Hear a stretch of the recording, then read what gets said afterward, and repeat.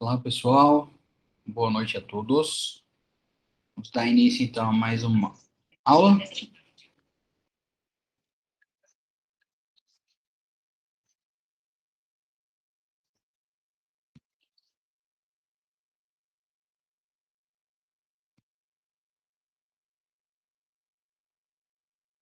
Bom, Boa boa noite, noite. professor, tudo bom?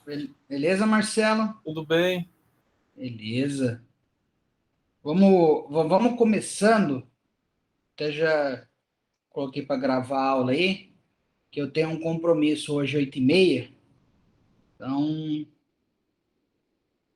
pode ser que fique meio apertado. Bora lá, professor. Zé já avisar o pessoal também?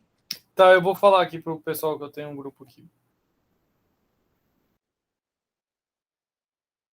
Então, eu já postei lá o da nossa aula de hoje, né? O material e o slide, e depois eu vou postar uma atividade. Tá? Ser, ser uma peça aí sobre a matéria que nós vamos ver Boa noite, hoje. professor. Boa noite. Boa noite, Marcelo. Aí, então, Boa noite, Sérgio. fizeram a MUT, né? Fizemos. Vocês estão tranquilos agora? Já Sim. entregaram o projeto, já entregaram o TCC. Só falta colocar a faculdade em dia, professor. As atividades das semanas aí, para mim, né?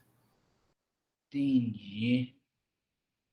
Mas isso daí, nós temos aula hoje, pelo cronograma lá. Hoje, aula semana que vem, depois é revisão, depois é prova, depois já acabou também esse semestre aí. Vai ficar faltando um semestre para quem estiver faltando, ou o pessoal aí do 10º já vai ter terminado o curso. Verdade, muito bom, professor. Então, na aula passada, nós vimos, né, os dois recursos que estavam faltando. Nós vimos, então, lá a questão do recurso especial, recurso extraordinário, que são os recursos aí mais complexos, por terem requisitos complexos, aí por ter ali algumas situações de jurisprudência extremamente defensiva, né? Hoje, inclusive, todo o processo que é dado repercussão geral no STF ou é considerado como um recurso repetitivo pelo STJ, ele ganha o nome de tema. Então,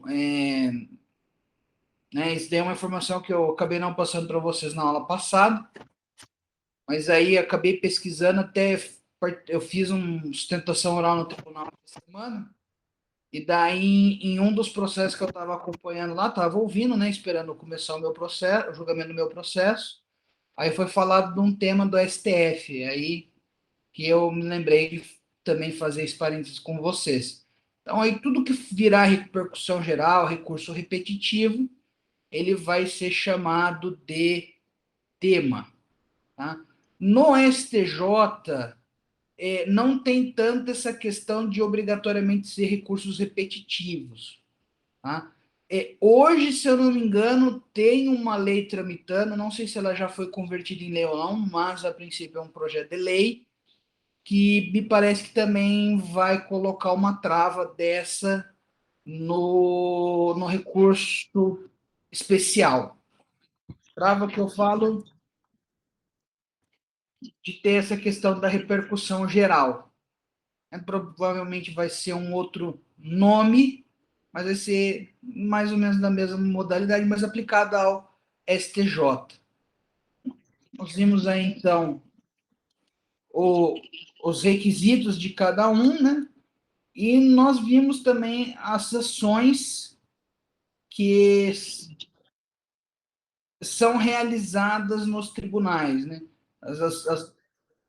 O conflito de competência, ação rescisória, a questão da reclamação constitucional lá para o Supremo, para o STJ.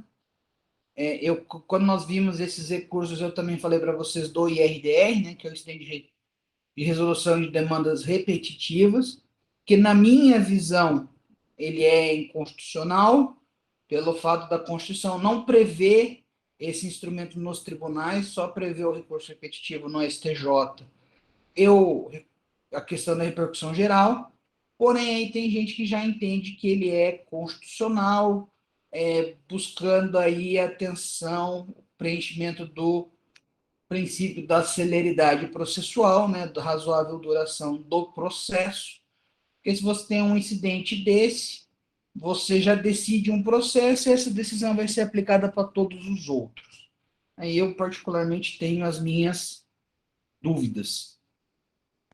Falando aí do conflito de competência, né, uma outra situação que eu vi hoje, estava cumprindo uns prazos lá na prefeitura, e teve um processo, que até achei interessante para trazer para vocês, conflito de competência, uma pessoa entrou com uma ação contra o município em nome de uma terceira pessoa que mora no exterior. Então, ele entrou como procurador, né, como mandatário da pessoa que está no exterior. Entrou com ação no rito comum, na Justiça da Fazenda Pública. O juiz se julgou incompetente pelo valor da causa ser inferior a 60 salários. Logo, ele remeteu para o juizado por competência absoluta do juizado. O juizado também se entendeu como incompetente, entendendo que, como a pessoa não iria poder estar presente nas audiências, um requisito específico da Lei 9.099, então ele não seria competente. O processo foi para o tribunal, e o tribunal decidiu aí que o juízo competente é o juízo da Vara da Fazenda Pública, por essa questão expressa na legislação do juizado especial, que mesmo o valor sendo inferior, como a pessoa não vai estar presente, quem vai estar presente vai ser um mandatário, logo descabe a possibilidade de ser julgado no juizado especial da Fazenda Pública. Normalmente, os principais conflitos de competência ocorrem aí, tá? Juizado especial e vara comum, ou entre duas varas comuns, né, como eu mencionei para vocês na aula passada. E a ação rescisória aí, que é para rescindir, para uma decisão já transitada em julgado. Tá? Então, aí nós vimos todos, né, de uma forma sucinta, superficial, todos os principais recursos e as principais situações que ocorrem nos tribunais. Então, hoje, nós vamos começar a ver a parte de execução. Tá?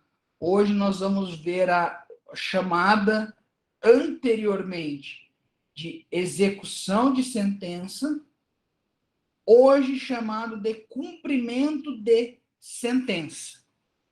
Tá? Por que eu fiz essa diferenciação? Hoje ainda tem pessoas que usam o termo execução de sentença, tá? Porém, o termo técnico correto seria cumprimento de sentença.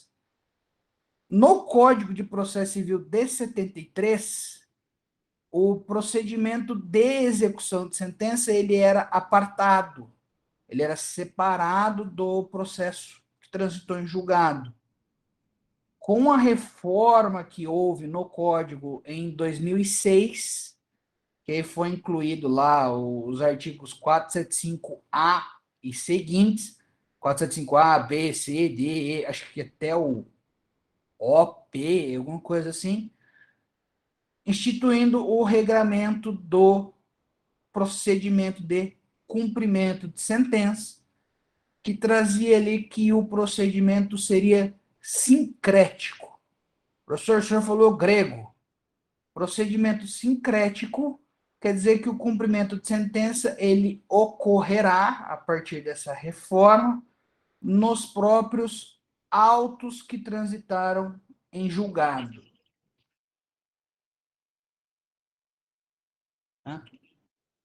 E o Código de Processo Civil 2015, ele trouxe essa mesma previsão. Tá? Então, cumprimento de sentença se dará nos próprios autos.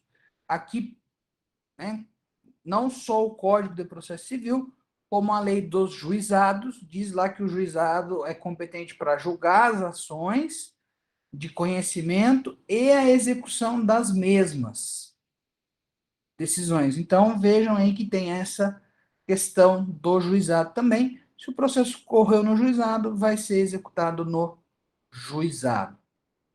Professor, e qual decisão é uma decisão que eu posso entrar com cumprimento de sentença?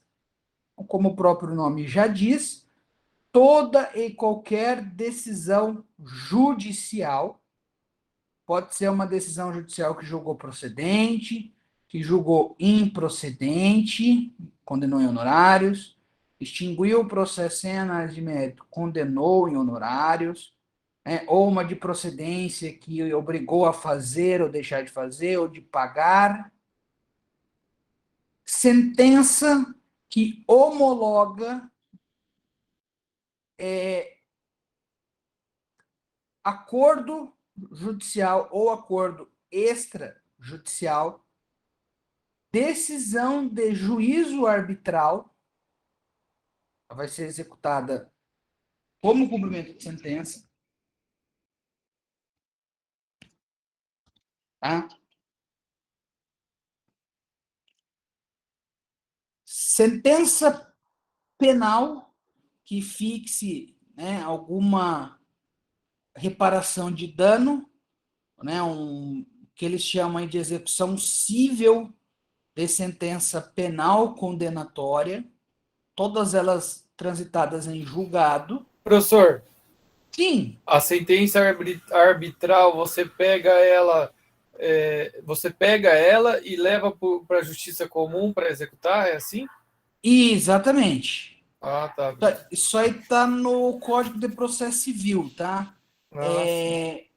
Começa ali no artigo 509, essa parte dos documentos, se eu não me engano, está entre o 513 e 515.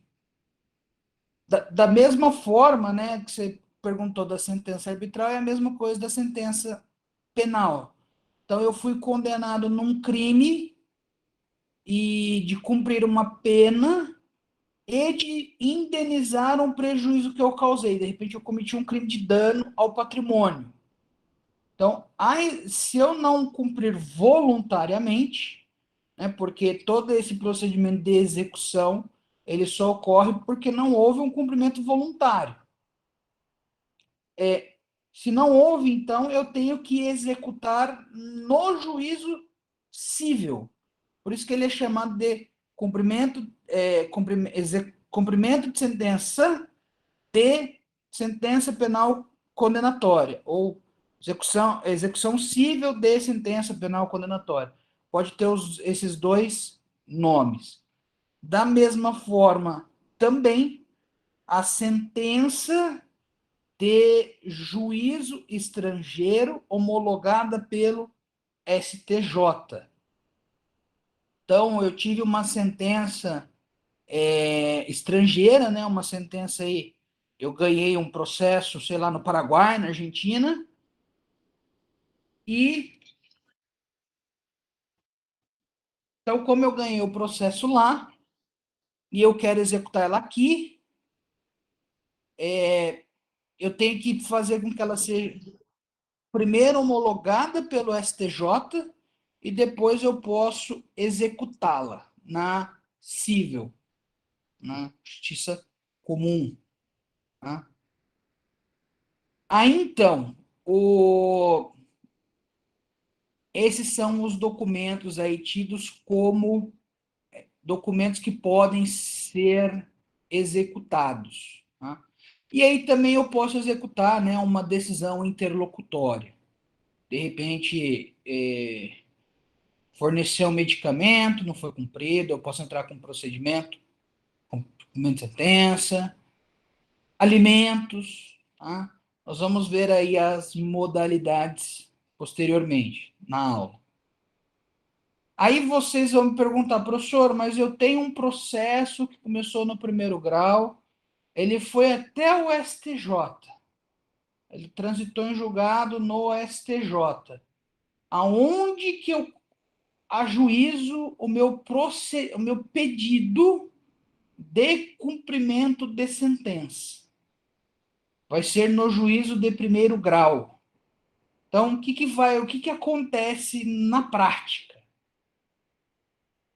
Tem a sentença, recorre-se para o tribunal, para o STJ, vai transitar em julgado. O processo vai descer do STJ para o tribunal e do tribunal vai descer para o primeiro grau Maringá. Quando o processo chegar em Maringá, as partes vão ser intimadas da baixa dos autos do tribunal. Intimado da baixa dos autos do tribunal, aí eu posso fazer o meu procedimento de cumprimento de sentença. Como ele é um procedimento sincrético, em regra, né? Eu não preciso de um novo processo. Eu simplesmente vou fazer um pedido, um requerimento de cumprimento de sentença. Diferente, tá, pessoal, da sentença arbitral, da sentença estrangeira, da sentença penal condenatória, que essas, sim, eu vou precisar fazer uma petição inicial. Tá? Por quê? Porque elas não correram no juízo cível.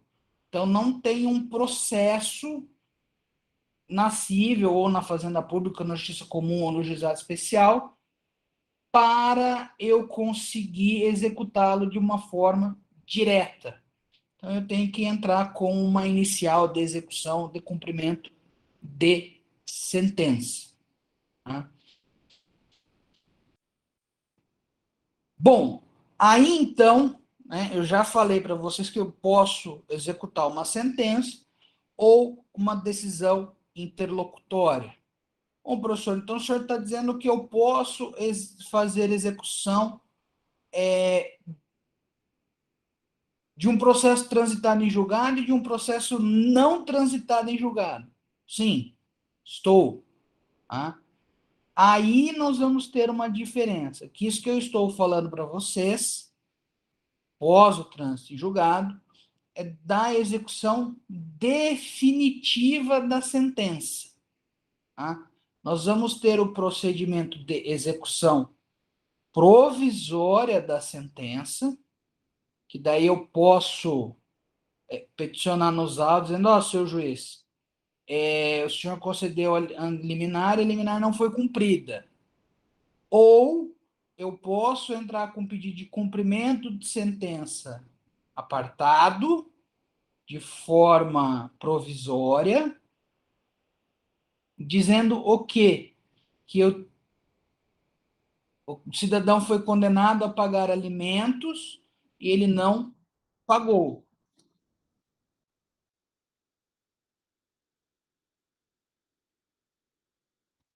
Lembrando, pessoal, aqui que eu só posso entrar com esse cumprimento de sentença provisório se eu tiver um recurso sem efeito suspensivo. Porque se eu tiver um recurso com efeito suspensivo, ele suspende a exigibilidade. Ou, se eu tiver uma sentença que ela é sujeita ao duplo grau obrigatório, remessa necessária, recurso ex officio, também só vou poder executar após a baixa dela do tribunal. Agora, se o meu recurso não tiver efeito suspensivo, eu posso entrar com cumprimento de sentença provisório.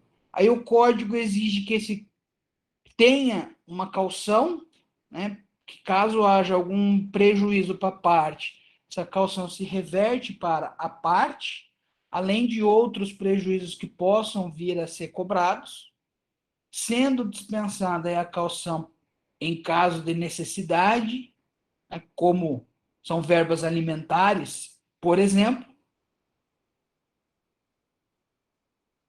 ou condições, ou demonstração de condições, de ausência de condições para fazer o depósito da caução.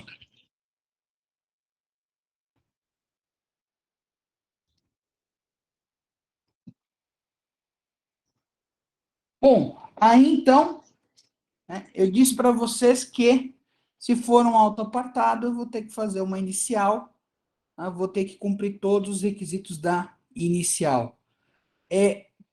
Nós tivemos um momento também, tá, quando foi implantado os procedimentos eletrônicos, você tinha duas situações. A partir daquela data, você só poderia entrar com ações iniciais novas no meio eletrônico, né, pelo Projude ou pelo EPROC, e no Projude tinha uma situação que aí até mesmo era pedido dos juízes, que o cumprimento de sentença fosse em autos separados pelo sistema eletrônico. Tá? Então, nós tivemos essa peculiaridade mesmo no processo sincrético, né? Acabou-se tendo essa situação aí. Não vou saber dizer para vocês se é bom para vocês, se é bom ou se é ruim, porque eu não peguei essa parte, mas eu sei que isso aconteceu porque os colegas lá da prefeitura já me falaram sobre isso. Você tinha outras situações também de execução de título extrajudicial, que a execução, que nós vamos ver na próxima aula, corria de forma física e os embargos de forma eletrônica. Então ficava bem bagunçado, entre aspas, né? Bom, aí então, no procedimento sincrético, como é que vai ser a minha petição? Então eu vou indicar o juízo competente, que é o mesmo onde o processo já está, o número do processo, vou qualificar as partes, né?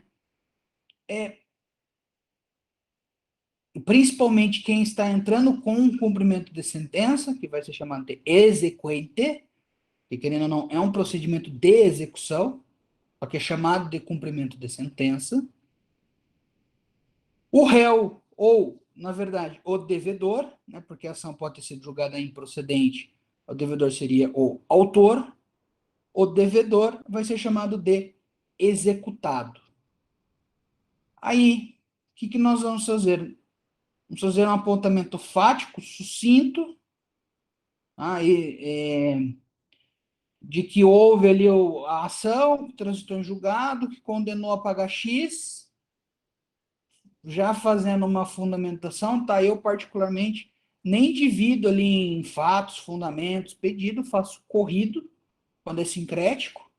Então, faça a narrativa, né? Trata-se o processo de tal situação, após o regular trâmite, teve a sentença que condenou tal situação, houve o trânsito em julgado, vem requerer o cumprimento de sentença nos termos do artigo X do CPC, dependendo da modalidade do cumprimento de sentença. Apresento, então, o valor, se for uma obrigação de pagar, quantia certa, eu vou apresentar o meu cálculo, já indicando qual foi o índice de correção utilizado, qual foi a taxa de juros, qual a data inicial e final da correção, dos juros. Tá? Tudo isso está previsto na lei. E, por exemplo, se eu estiver pedindo uma indenização material, por exemplo, um dano material lá, um acidente de veículo, a própria sentença já vai me dizer qual que é a taxa de juros, qual que é o índice de correção monetária. Tá? Então, fica mais fácil. O problema é que nem tem algumas situações que o juiz não fixa, aí fica, normalmente o pessoal acaba usando o INPC, ou a média do IGPDI e INPC, que, se eu não me engano, tem um decreto judiciário que coloca isso daí como um índice meio que padrão. Aí, então, se faz, né, um requerimento de intimação do executado para cumprir a sentença. No caso aí, vamos falar primeiramente de pagamento de quantia certa, o artigo 523 e seguintes. Então, intime a parte para, no prazo de 15 dias, pagar, depositar nos autos, sob pena de incidência de multa de 10% e honorários de 10%, nos termos do artigo 523, parágrafo 1º,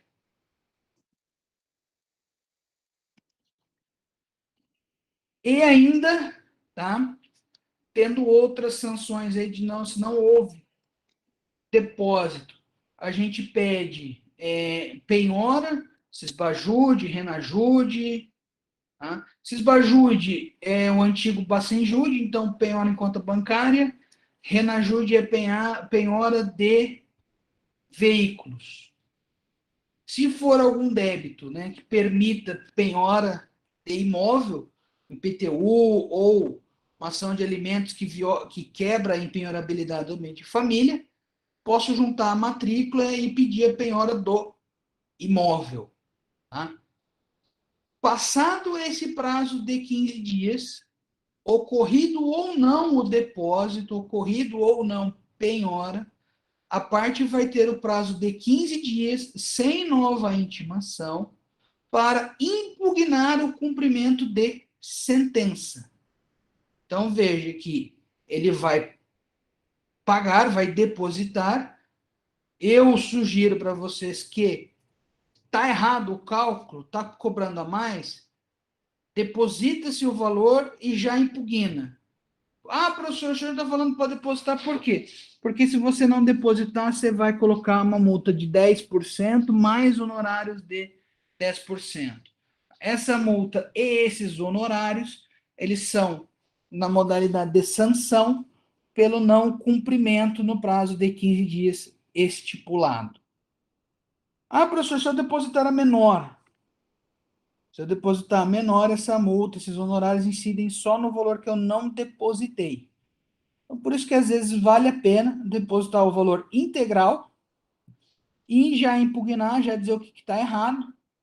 E daí a parte, né, o juiz pode remeter para o contador, vai ter um cálculo, vai dizer qual que é o valor correto, a parte levanta a parte correta, e se sobrar, o executado levanta a parte excedente que foi cobrada a mais. Nós temos, tá, pessoal, uma peculiaridade. Aqui é uma execução, um cumprimento de sentença, de obrigação de pagar quantia certa, de pessoa física ou jurídica, sendo essas pessoas jurídicas não envolvendo a fazenda pública. Tá? Nós vamos ter um rito específico para o cumprimento de sentença da fazenda pública. Que daí vai estar lá no 534 e 535 do Código de Processo Civil. Professor, qual a diferença? A diferença é que a minha petição inicial vai ser praticamente a mesma, porém, ao invés de eu pedir para que haja o depósito em 15 dias, sob pena das sanções, eu vou pedir o quê? Que a fazenda pública, município, estado, União, seja intimada no prazo de 30 dias para que impugne, querendo o cumprimento de sentença, não o fazendo, vai ser homologado o valor e vai ser expedido o requisitório de pagamento. Se for município, até 30 salários mínimos é requisição de pequeno valor, Estado até 40 salários mínimos, União até 60 salários mínimos. RPV, requisição de pequeno valor, tem um prazo de 60 dias para ser paga. Não sendo paga, a partir do 61º, ocorre incidência de juros de mora. Sendo superior a 30, 40 ou 60 salários mínimos, vai ser expedido precatório. Tá? Essa questão da RPV do precatório está no CPC, mas também está lá no artigo 100 da Constituição. Precatório, se ele for protocolado no tribunal até dia 30 de junho do ano corrente, então se ele for protocolado até 30 de junho de 2021, ele vai ser pago até o último dia útil de 2022. Se ele for protocolado a partir do dia 1º de julho, ele vai ser pago até o último dia do ano de 2023.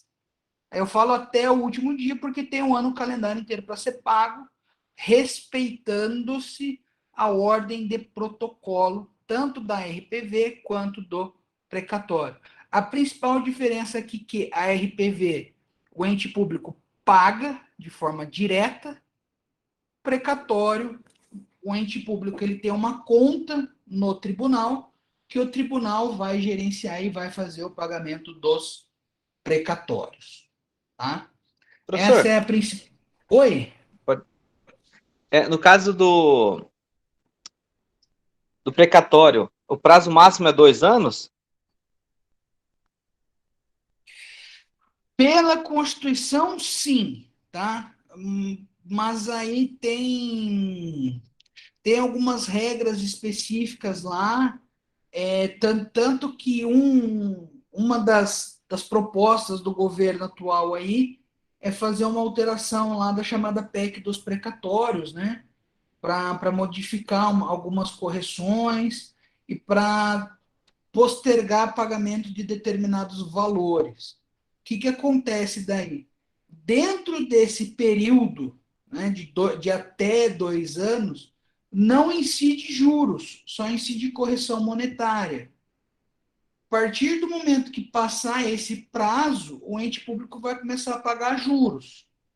Então, o que eu sei é que o município de Maringá está cumprindo certinho os seus precatórios.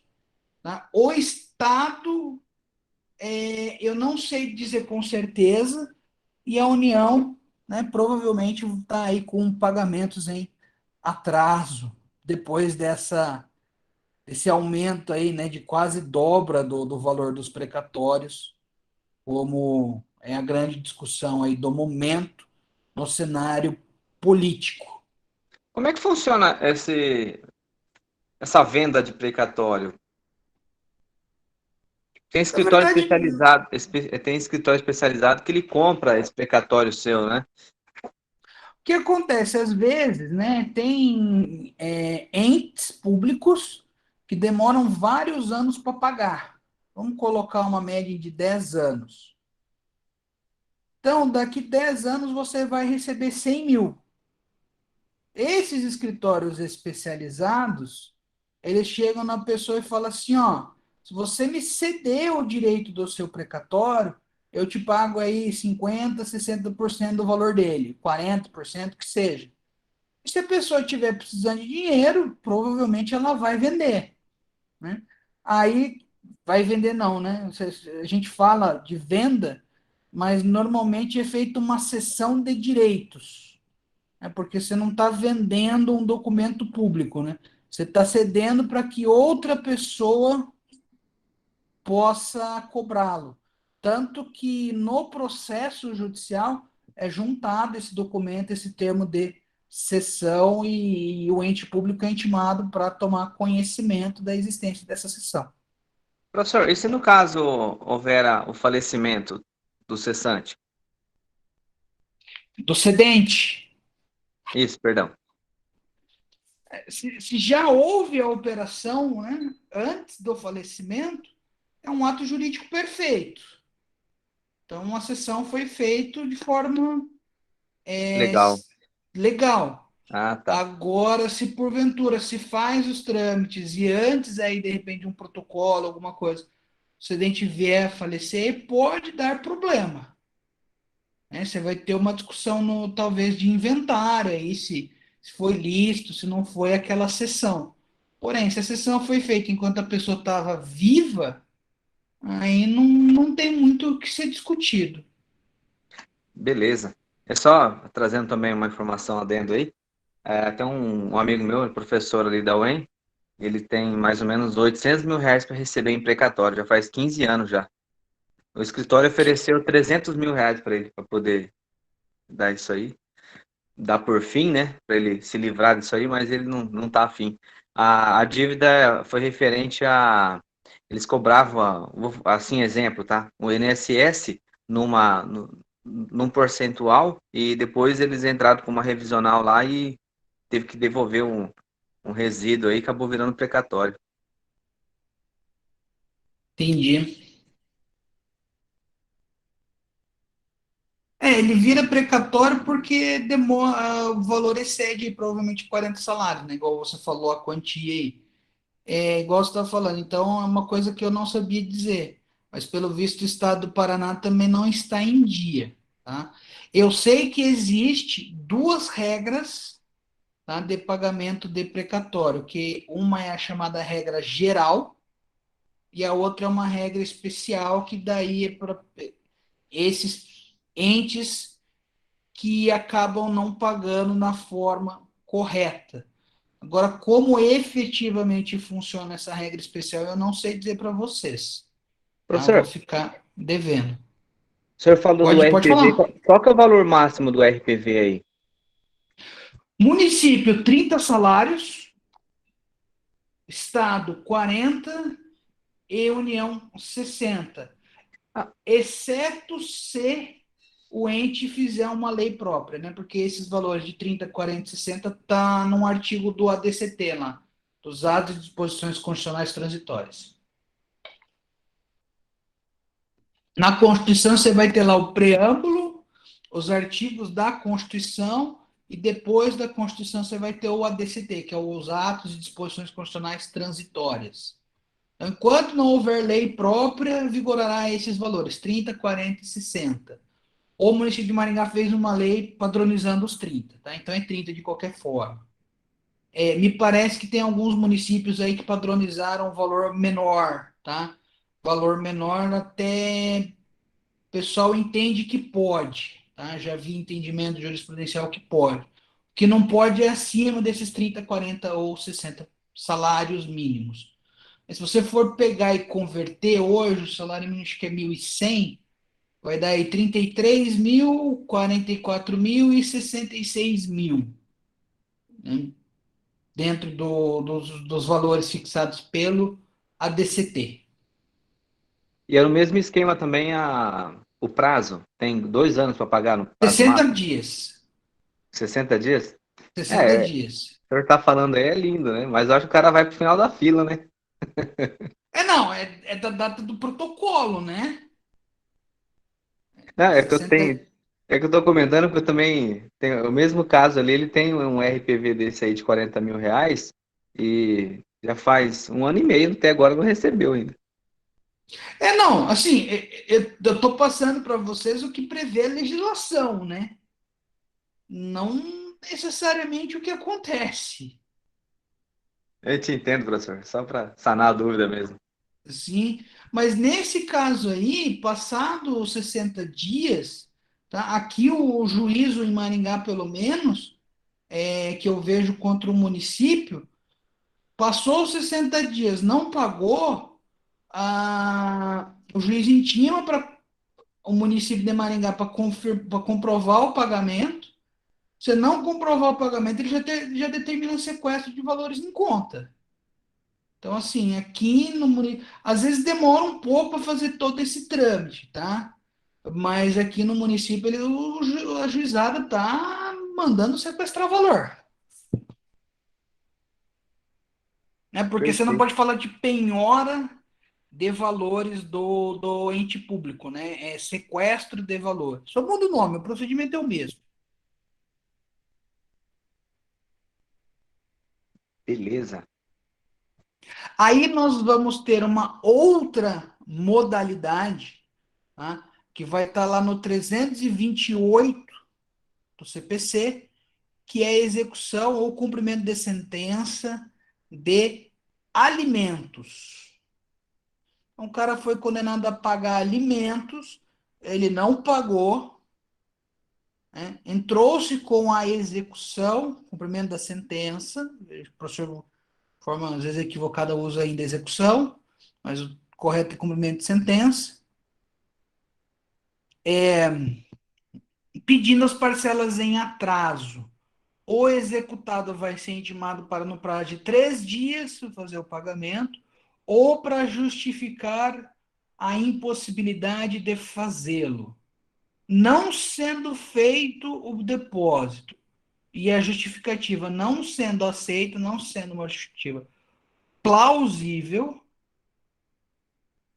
pode ser determinado pelo juízo, se a execução for das 3 últimas parcelas vencidas e das vincendas, o juiz pode determinar a prisão do devedor de alimentos de 1 a 3 meses de reclusão. Tá? É a única modalidade de prisão por dívida civil que é aceita pelo ordenamento brasileiro. Tá? Professor, Sim, no caso, o pai de família ali fica inadimplente, a esposa, ela vai, aliás, a ex-mulher, ela vai na delegacia diretamente, aí o próprio delegado já expede essa? não, é no processo. Então, Ah, tá, então ela tem você vai entrar com um pedido de cumprimento de sentença, demonstrando que não foi pago, ele vai ser intimado para pagar ou para justificar, não o sendo feito, ele pode ser preso. Mas aí quem vai determinar a prisão dele, a requerimento do exequente, é o próprio juiz da vara, no caso em Maringá, da vara de família.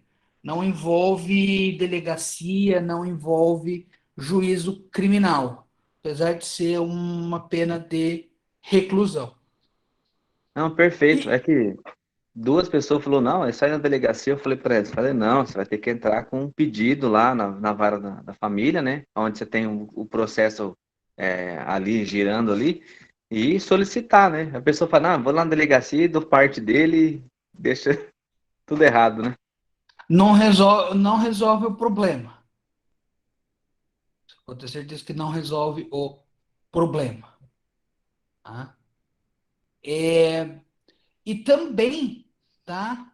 Aí é uma situação que pode ser complexa, tá? Que aí, de repente, a pessoa indo na delegacia pode dar problema para o cidadão que não paga, ou para a cidadã, né? Porque mulher também pode ser condenada a prestar alimentos, apesar de ser mais difícil. Por se configurar, no caso do filho menor, crime ou elementos da existência de crime de abandono. Aí, dentro do processo judicial, o MP pode pedir para que seja instaurado, ou essa questão de ir na delegacia, talvez o delegado até instaure um procedimento, um inquérito civil, né, um inquérito civil não, um inquérito policial, desculpa, para talvez apurar esse crime de abandono. Então, talvez, indo na delegacia, não vai resolver o pagamento da pensão, mas talvez possa ter essa questão, essa dor de cabeça, pela questão do crime de abandono, né, por não estar prestando, cumprindo com a obrigação ali de prestar alimentos. Tá? Então, fica complexa a situação. O senhor citou aí que a execução de sentença não utiliza-se mais, né? Agora é cumprimento de sentença. Sem problemas aí, Isabela. Desculpa, não entendi. A questão da terminologia é da mudança legislativa mesmo. Tá? Antigamente, antes da alteração de 2006, como eram procedimentos separados, da mesma forma que a execução de título extrajudicial, execução de cheque, por exemplo, segue um rito de uma inicial, com menos requisitos nós vamos ver, mas é uma inicial. Menos requisito não, né? Mais sucinta, porque a dívida já é pré-constituída pelo cheque ou por qualquer outro título. Então, o termo da lei era execução de sentença. Hoje, o termo utilizado pela lei é cumprimento de sentença. Tá? Você vai pegar na doutrina, livros, etc., você pode se deparar também com a execução de sentença. Não é que esteja errado, tá? Mas aí, na minha concepção, o mais correto é o cumprimento de sentença, porque é o que está escrito na lei processual. Só por isso. Tá? Agora, se pegar um autor aí que tem mais gabarito do que eu, que a maioria dos autores que escrevem aí, né? Nelson Neri, Humberto Eudoro, esse pessoal aí, se eles usarem execução de sentença, não vai estar errado. Tá? Só é, na minha opinião, técnico por não ser o que está na lei.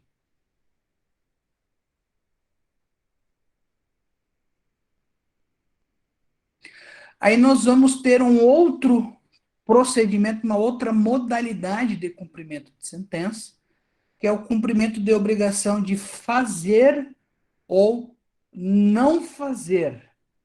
Né? Então, o que acontece? Eu sou condenado a fornecer um determinado medicamento, esse determinado medicamento não é fornecido porque eu não tenho ele estoque, eu vou ter que fazer uma licitação, vou ter que comprar, vai demorar 6 meses para comprar esse medicamento, a pessoa vai ficar 6 meses sem o medicamento. Então, a legislação processual nos traz o quê? Que o juiz ele pode fixar determinadas sanções, tá? Busca e apreensão de coisa ou de pessoa, tá? Ele pode determinar, nesse caso aí, a prisão do prefeito por não estar cumprindo a ordem judicial, né? É um crime de desobediência. Ele pode fixar uma astraente, que é uma multa diária por descumprimento da ordem judicial. Ele pode determinar sequestro de valores para que a parte compre o medicamento e preste contas da compra deste medicamento. E se sobrou dinheiro, tem que devolver dinheiro no processo. Já vi isso acontecer, inclusive. Na questão da assistente e da multa diária, tá? Ela pode ser majorada ou ela pode ser minorada se o valor fixado for irrisório ou se ele se tornar excessivo. Então, fixou lá, o medicamento custa 100 mil reais por mês e fixou uma multa de 100 reais, os caras vão protelar para não fornecer o medicamento, né? Que é mais barato. Pois não, Marcelo? Professor, o senhor explicando aí, né? No meio saiu a Astraente, não sei como que fala, Astraente. Astraentes. Astraentes, o que seria isso, assim, no É uma processo? multa por descumprimento. Ah, tá. Tá? Tá bom. É que eu já ouvi falar, eu me lembro até desse termo nas aulas do professor Heitor, e agora de novo passou por aqui, mas eu não sabia o que era. Certo. Então, sempre que você tiver uma obrigação de fazer ou não fazer, quando a pessoa não cumpre o fazer ou o não fazer, para que a parte seja forçada a fazer ou não fazer, o juiz ele fixa uma multa diária por descumprimento. 100 reais, 1.000 reais, 1 milhão de reais, chutando valores aí. Essa multa diária por descumprimento é chamada de astrentes ou de astraentes, né? Tem as duas formas de pronúncia. Então, é a multa diária por descumprimento. É só um nome chique mais difícil, né? Porque o pessoal do direito gosta de inventar nome chique, nome difícil para as coisas ficar mais difícil.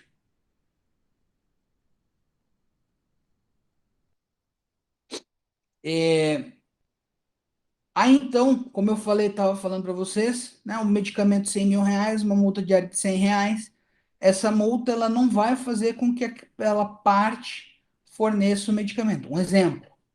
Então, o que, que o juiz pode fazer? Ele pode majorar essa multa para 1.000, depois para 10 mil, até o momento que essa multa se torne atrativa para que a pessoa pare de descumprir, né?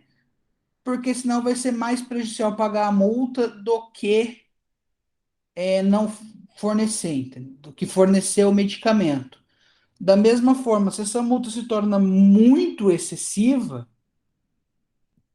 o juiz pode minorar, pode readequar o valor para se tornar algo mais razoável.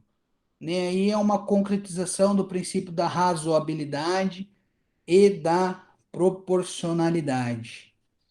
E nós vamos ter também aí o procedimento da execução de entrega de coisa, que daí, se a pessoa não entregar, aí vai ter busca e apreensão, vai ter também descumprimento, né? Pode ter as apreensões enquanto a pessoa não entregar, né?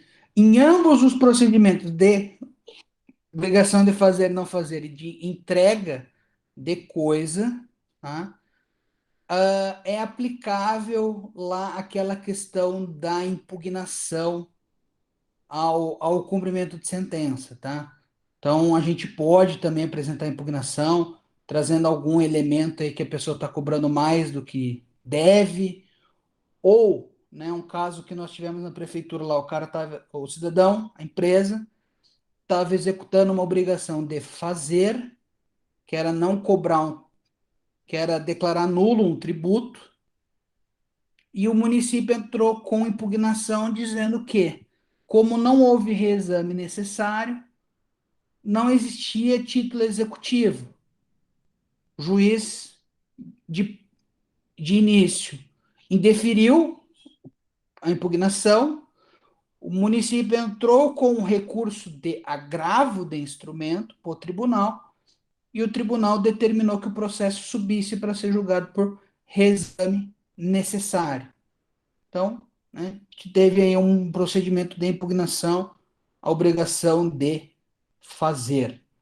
Uma outra impugnação, cumprimento de fazer, que normalmente pode acontecer, é no juizado especial da Fazenda Pública, porque na lei lá diz que a obrigação só começa a correr quando o ente público for oficiado com cópia da sentença. Então, às vezes, o juizado não fazia esse procedimento e dizia e tentava aplicar multa lá. A gente já conseguiu reverter várias vezes essa situação por força desse dispositivo. É um artigo da Lei 12.153. De cabeça eu não vou lembrar o número do artigo. Tá? Aí eu falei para vocês que a execução ela é proposta no primeiro grau, né? No primeiro grau de competência inicial. Se o meu tribunal for o meu procedimento, o meu primeiro grau, né? Que eu falei para vocês lá no exemplo da ação rescisória. Então, como ela começa no tribunal, se eu for entrar com cumprimento dessa sentença da rescisória, vai ser no tribunal que é tido como primeiro grau ou como grau de origem, tá? Tem essa exceção na legislação. O próprio CPC coloca essa questão.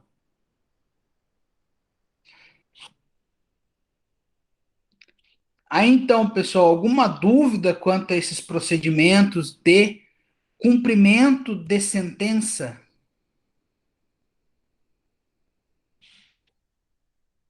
Eu vou. Até aqui tranquilo, professor.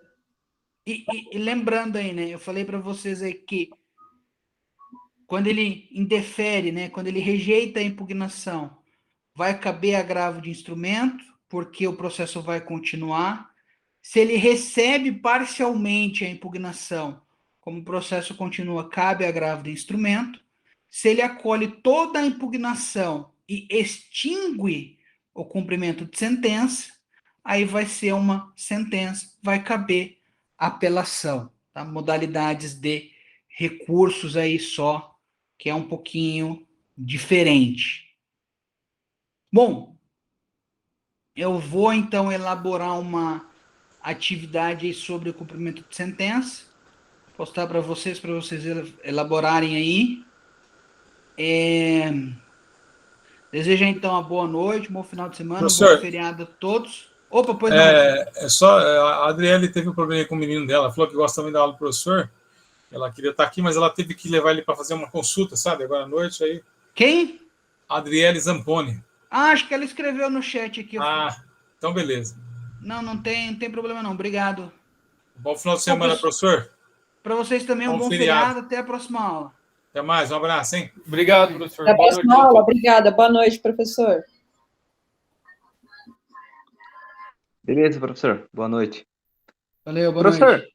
Só para finalizar aqui, no caso, quando o juiz ele determina aquela multa lá, ele consegue, aliás, depois que, vamos imaginar assim, coloca ali aquela imputação para ele pagar, né, para o Estado pagar, e depois que fornece o medicamento, essa multa é cobrada? Ou ela fica ali, passa batido ali? Fica a cargo de quem... Fica a cargo do exequente, tá? Que a lei fala que o valor da multa ela é revertida ao exequente. Tá. Então, daí cabe ao exequente fazer ali um procedimento de execução de quantia certa, pedindo o valor da multa. Já vi acontecer, inclusive. Beleza. Era isso aí. Bom final de semana aí, feriado longo também. Você também. Fica com Deus. Até mais.